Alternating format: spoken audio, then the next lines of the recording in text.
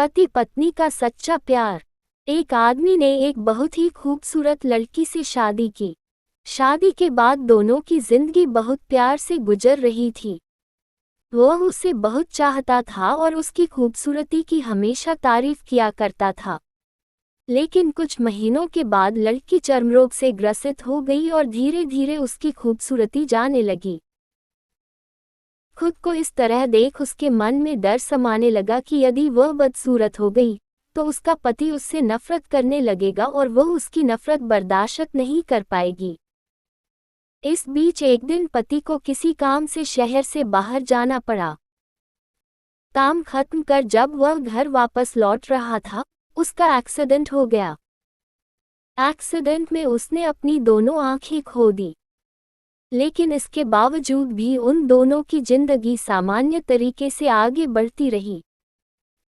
समय गुजरता रहा और अपने चर्मरोग के कारण लड़की ने अपनी खूबसूरती पूरी तरह गंवा दी।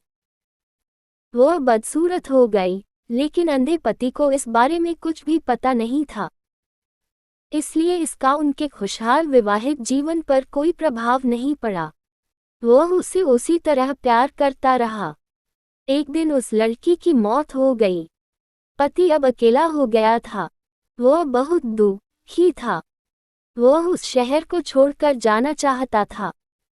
उसने अंतिम संस्कार की सारी क्रियाविधि पूर्ण की और शहर छोड़कर जाने लगा। तभी एक आदमी ने पीछे से उसे पुकारा और पास आकर कहा, अब तुम बिना सहारे के अकेले कैसे चल पाओगे?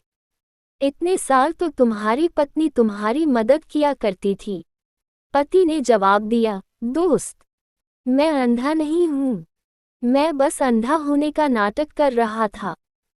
क्योंकि यदि मेरी पत्नी को पता चल जाता कि मैं उसकी बदसूरती देख सकता हूँ, तो यह उसे उसके रोग से ज्यादा दर्द देता। इसलिए मैंने इतने साल अंधे होने का दिखावा किया। वह बहुत अच्छी पत्नी थी। मैं बस उसे खुश रखना चाहता था। सीख: खुश रहने के लिए हमें भी एक दूसरे की कमियों के प्रति आंखें बंद कर लेनी चाहिए और उन कमियों को नजरअंदाज कर देना चाहिए।